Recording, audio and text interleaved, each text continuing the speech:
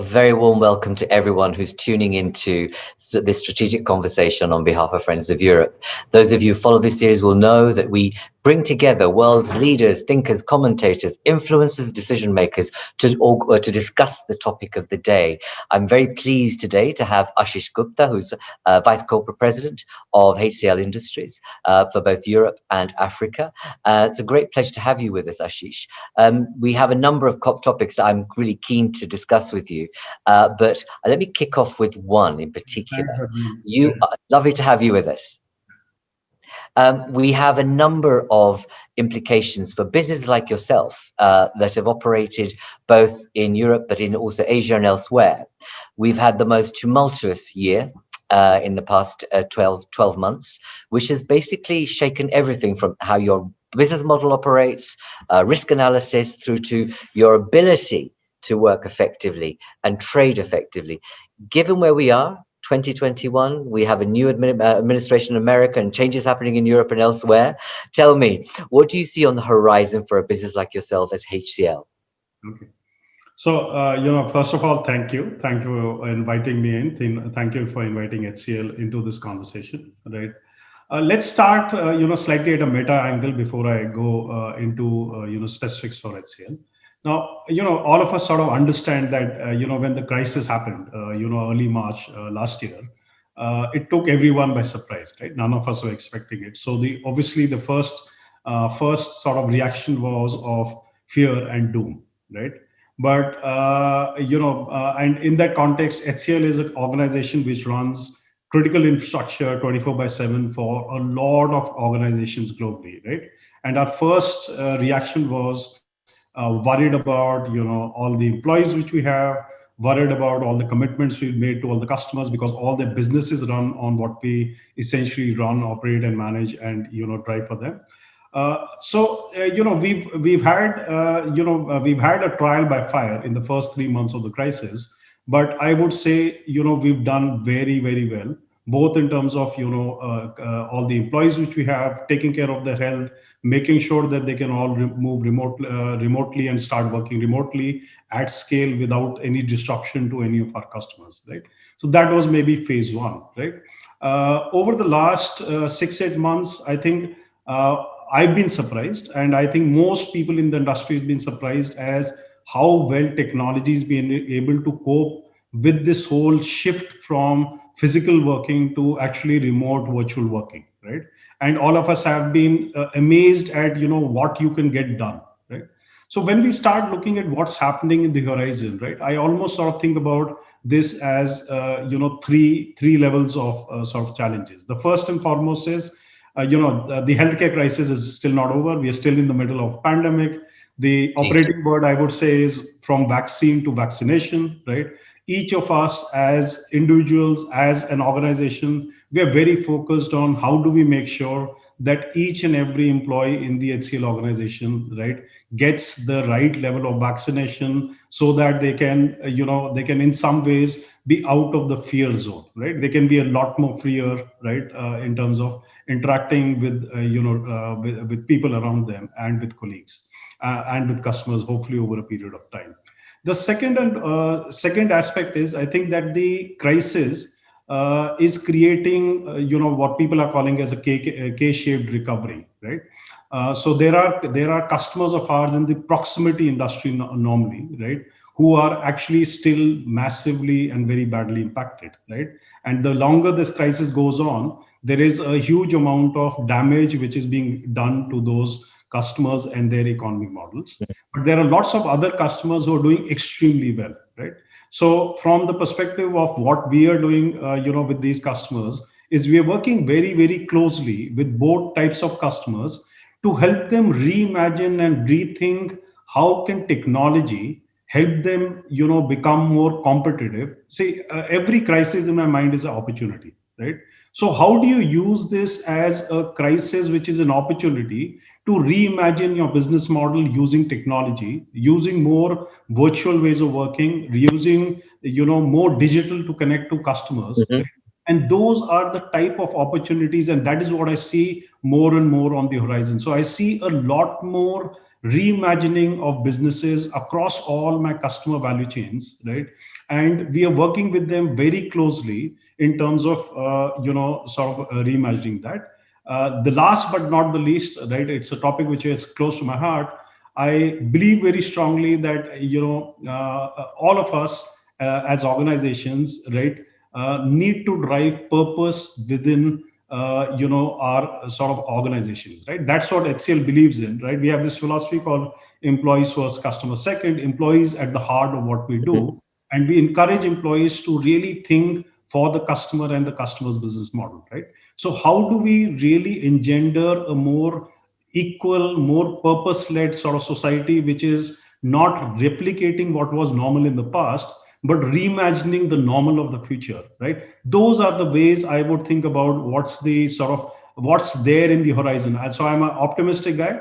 For me, the horizon is how do we reimagine in the new era, and that's the way I would really sort of encourage everybody to think. Ashish, thank you for that. I think that I love that phrase about how do we reimagine the normal of the future. And you've rephrased consistently the issue of how the pandemic is not, like other crises, can be an opportunity. What we've seen is that the acceleration of an online world, we've seen the acceleration of digital growth, and that digital companies have been the great winners in the past 12 months, if which we know. From your perspective, given digital is going to be the single most effective driver of a transition to a digital age, can you say a little bit about what you think needs to shift, what needs to happen? And in that, in your commentary, and I know this is a big question, think about climate change. Because actually, from my perspective and our perspective, digital and climate go hand in hand. One can serve the other, and in a very effective way. So, firstly, deal with the question about what needs to happen in terms of digitalization of society. What role can a business like you play? And then the implications for the climate change. So let's first handle it from a digital perspective, and then I'll go to the climate. And climate is absolutely at the heart of how we should reimagine the sort of economy going forward, right? So when we think about the economy now, right, think of it as three separate bubbles, right? There is a physical economy, there is a digital economy, and there is a social economy, right? Social commerce and so on and so forth, right? Now, the percentage of that physical economy is maybe whatever 90-95%, right? And digital is still very small on a global level, and social commerce is even smaller, right? But the next 20 years is really the shift towards more digital and more social, right? How do you bring all of these three together, industry by industry by industry, so that there is a coherent way in which consumers and producers can interact, right, is in my mind opportunity number one. And essentially you could reimagine every industry, right, using a very simple framework around the fact that you are going to get more digital, you are going to get more social, right? How do you reimagine society or industry in the context of this mega change which is happening? The second thing is, at the heart, what does digital really mean, right? Digital really means only two things. It means data and communication, right? When you combine data and communication, you get digital, right? So, the way in which the sort of way in which the thinking has to happen consumer down, right? The moment you define consumer experience, you add to it data, and you add to it a word called AI, right, which enables you to process significant amount of data, right? And you drive this in a manner where you can get hyper personalization, you can get as a service type of constructs. So the more you can drive that, the better the quality of how we will consume resources, right? One of the problems we've had in the past is that if you think about the physical economy, it is, I would argue, has a lot more capacity than the capacity which is actually used, right? We can actually reduce the level of capacity and intensity of that capacity, and that has massive implications for climate and being kinder to the planet, right? If we think about it more in terms of consumption and how do we drive consumer down, right? The third area is I would say, borders, right? Globalization has been, I would say, a net additive to the world economy over the last 20 years, right? Mhm.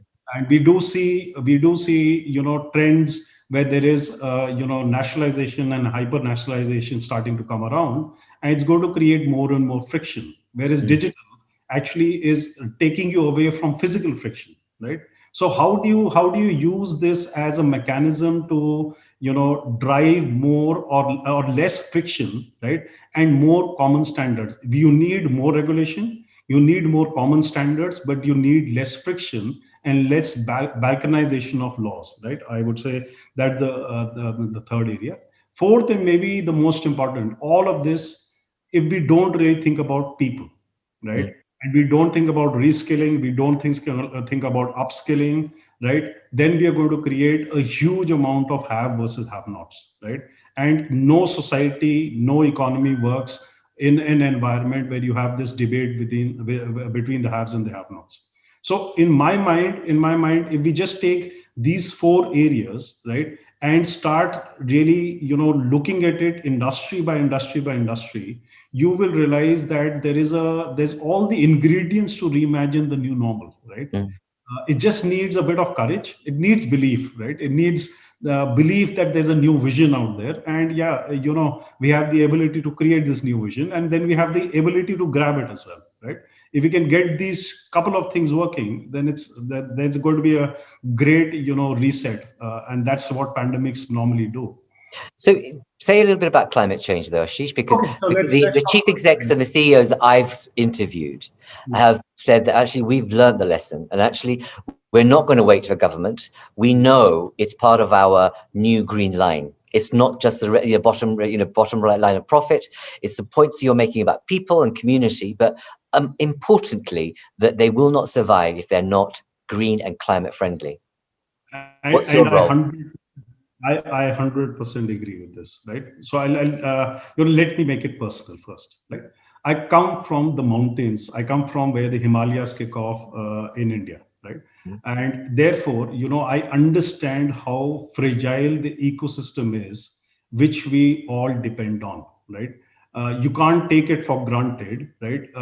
And therefore, what's been surprising is the level, all of us learned about climate change in 1988 Kyoto Protocol. At least that's when my consciousness on this topic of climate change really started coming around. And I've been surprised that we've done really nothing much, right? Mm. But we're now at a point where this is not climate change, it's a climate crisis. I actually completely agree with the word that it's a crisis, right?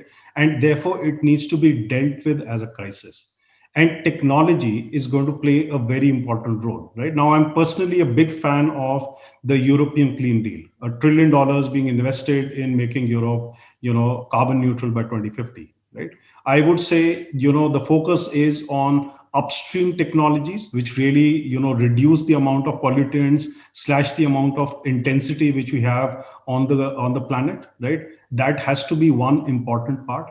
But the second part has to be that we have to reduce waste, right? Circular, recycling, right?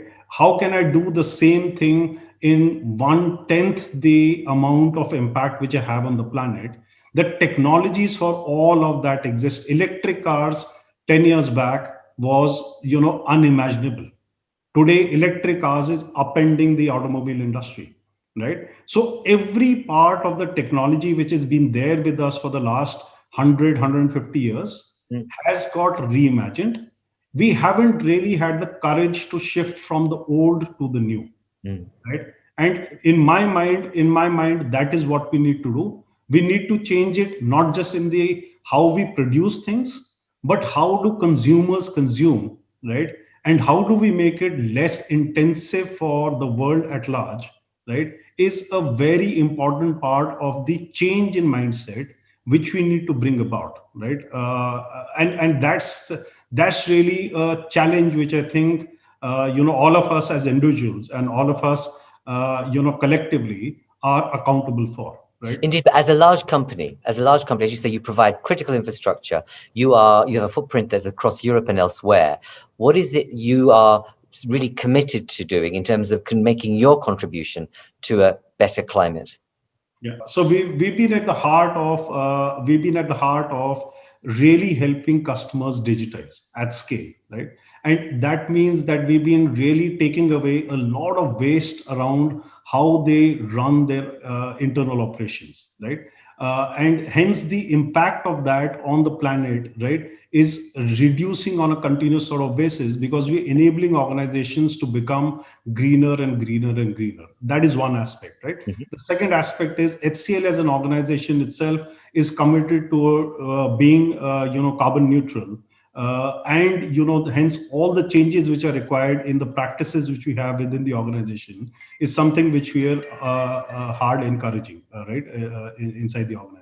So and the third aspect is, we are an organization which has, I would say, a large heart, right?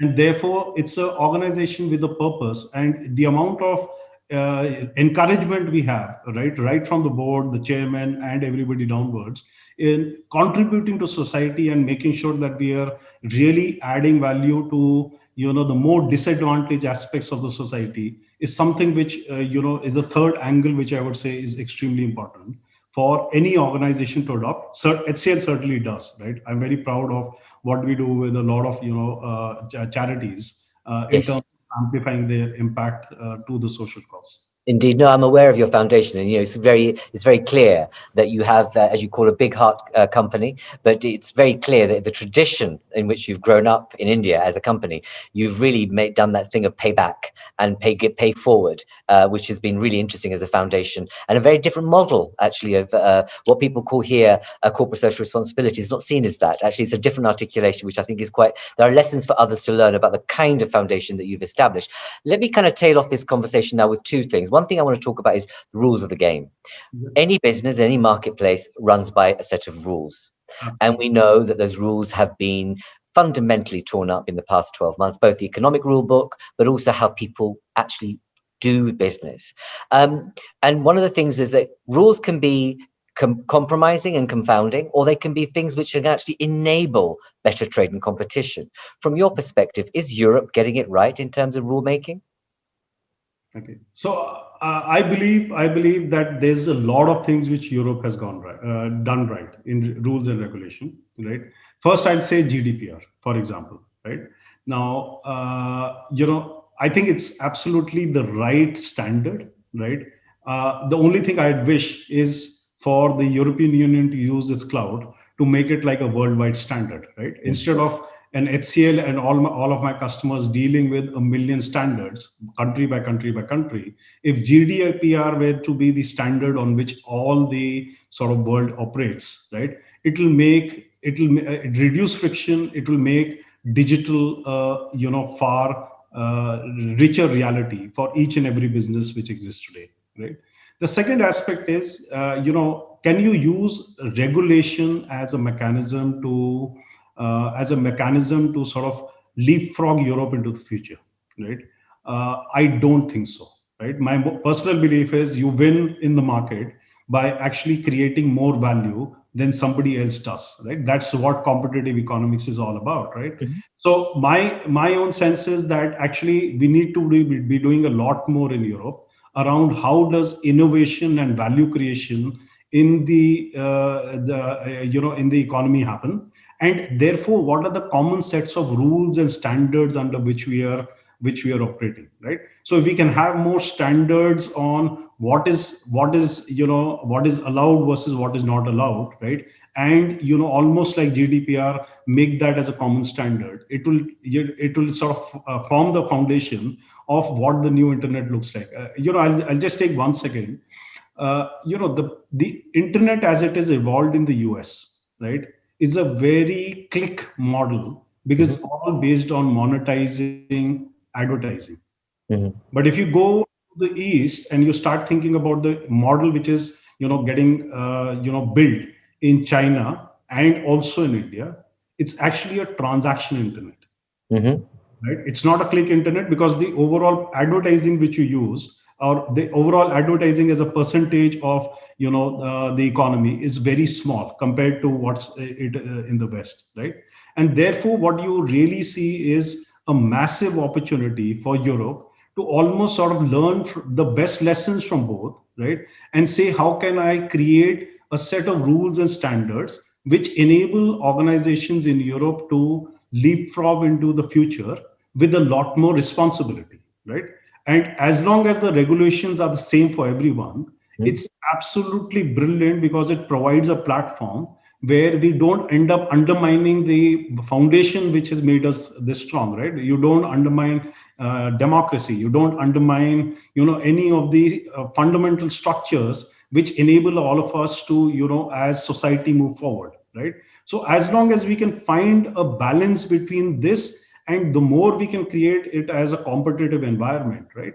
May the best person win, right? So that it's not a winner takes all. These are some of the fundamentals on which I think the rules and regulations, if they were to be set, right, and we are more aggressive rather than defensive, right, it's really good for Europe to sort of take lead on that. I'm fascinated by your comparison of the click model of the internet versus the transactional. It's an excellent point. Most people don't think in those terms. That's why the beauty of these conversations.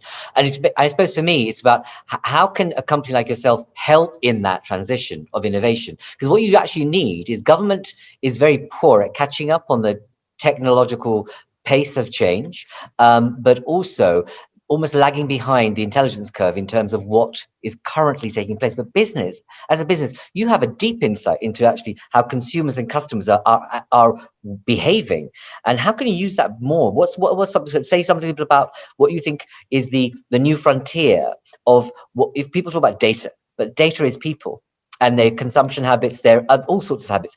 It is, as people have talked about, is it is the most significant thing that will shape our society, as algorithms and other matters are based on this data. Say a little bit about what your thoughts are in that respect. Mhm. So, see, the way I think about this issue is,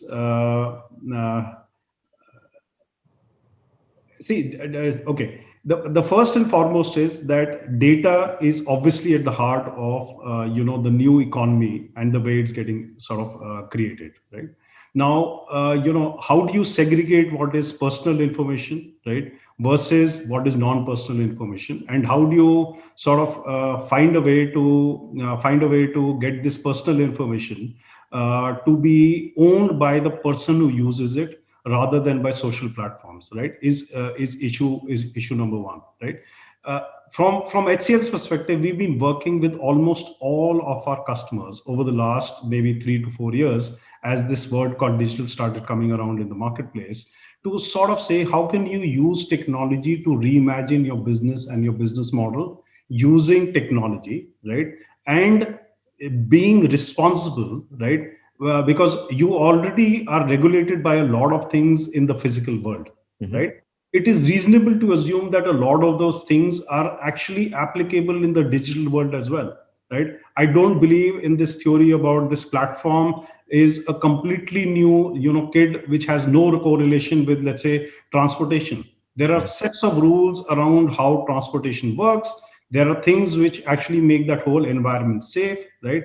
All of those need to get applied into anything which is coming in as a digital platform, let's say into transformation or transportation as a particular area, right?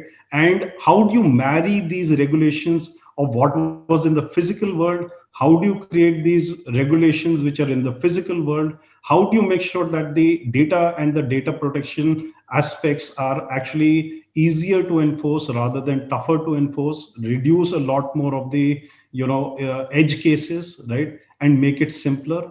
If we get a few of these things right, we will make a lot more progress, right? Because right now what I do feel is that um, technologists like us, we don't make it easy for the rest of the world, right? We do use a lot of hype words, right, which frighten everyone, right? The more we can actually simplify the conversation, keep it jargon free, the more the regulation and the economists understand how these three Venn diagrams are combining together: the physical, the digital, and the social, right? And then you start taking sectoral approach as to these are the rules and regulations which underpin this particular sector, right? And if there is an offer in that particular sector, then these are the minimum set of standards which need to apply to that particular sector, whether it comes from a digital platform or whether it comes from the physical world, right? That's how this sector behaves, right? And that is the way in which this whole thing really needs to be thought about. So we need to encourage regulators to become slightly more technical savvy, people like us, right? People who are fortunately in this happy zone that we understand technology and we understand business, right? Are people who can easily contribute to some of this thinking and Absolutely. help in bridging the gap between regulation and and technology, right? It's an Indeed. important gap to fill. Absolutely. And you're making a point well. I mean, Friends of Europe, we are firm believers in the fact that regulation and lawmaking ought to be co-produced by those that it impacts. And I think that there's a lesson in what you're saying is that make regulation work, but do that with those who know the impact of it better, i.e. those who are dealing with the intricacies of what that regulation or legislation is about, but also think about those who are consuming. And actually what you need is a combination of co-production between those who are going to access and use, those who make, and those who govern. And that's what you're pointing to. I think that lies ahead for the better future, if you like. If I may, my last question to you is that we know as a result of last week what happened especially on the 6th of January. You can't avoid a conversation without thinking about what has been described as the crisis of democracy in the West, and how big tech players played governors in that, closing off an account. And there was a big debate about freedom of speech, etc. And I think some of the things you're saying in this conversation are that there are ways around in which we can democratize how we work, whilst actually dealing with issues of liberty, freedom of speech, etc. Do you feel optimistic as we look ahead into the next 10 years? And in terms of what role you can play, but others can potentially play? And finally, close off with any statements you'd like to make, which I think is going to be increasingly important, which is what you started off with, is how do you close the gap, the inequality gap between what we might have in the future is the digital haves and the digital have-nots? Over to you, Ashish. Okay. So, essentially two aspects, right? The first and foremost is, in my mind, uh, I'm certainly, optimistic about the future, right? That's the way I'm built. Essentially, for me, every crisis is an opportunity to reset, rethink, reimagine, right? And then go aggressively around trying to figure out how we can make this new reality happen, right? That's the nature of how we think within HCL. So in my mind, that is all the issues which we are seeing, whether it's the 6th of January, right? All of these are because we've let a particular force go unriddled for a very long period of time. Every time something like that happens, we realize only through a crisis, only through a cathartic moment, that there is time to now rethink and change, right? I think it is going to force the whole debate around how the social aspects of these digital technologies need to be controlled. I also don't think it's fair for the platform guys to be taking some of these decisions, because these are actually in the realm of the legislature, right? It is something which the legislature should be taking a more active role on Indeed. and deciding upon. It is not for the platforms to take this sort of role, right? And that is something which I think is a very clear understanding, at least I have, from this whole crisis. The second point which you said, Dharmendra, was around what? About reducing inequality of opportunity. The point you made about you're a purpose-driven organization, and what we might see in the future is a repeating of the society we are currently in. That COVID actually has heightened is that inequality has become so highlighted, and actually much more pronounced. Digital, as you've mentioned, has a huge potential to be a force for good in this regard.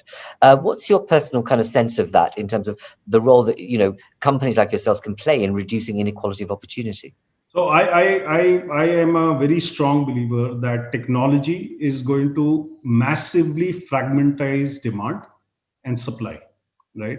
And that means that, may a thousand flowers bloom, as they say, right? Mhm.